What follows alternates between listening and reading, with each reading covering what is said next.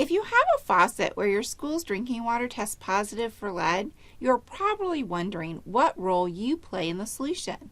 You have an important role to play in keeping drinking water safe for the children. Let's see what you as a staff member can do to combat lead in drinking water. We flush our lines, especially faucets and fixtures designated for drinking water, every Monday after a long weekend or a long vacation, where we know the water has not run in a while and may contain contamination from lead pipes.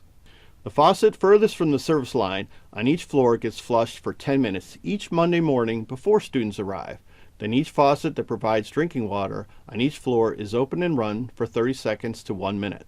How do you know how long to let the water run? So we use a timer. The timer helps make sure that each faucet is flushed for the right amount of time.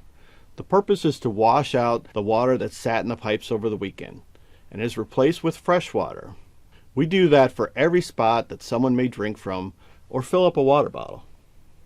So let's talk about food prep. What do you do if lead is detected from water outlet in a kitchen? Cafeterias and kitchen sinks, anywhere where water may be used for drinking or cooking, we let the faucet run for up to a minute or until the water runs cold. Runs cold, so water temperature plays a part? That's right. Lead can leach from pipes easier in hot water. So if we make sure the water is cold, it reduces the lead in the water. If we need to cook with hot water, we run cold water and heat it up in a pot. In places where the faucets don't get used, the water is shut off to them.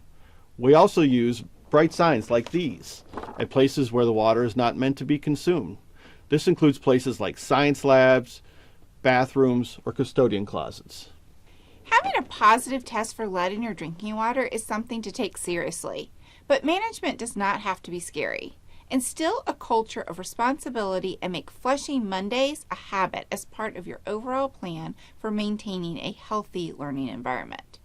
By doing your part, you are helping to ensure the health of our future generations.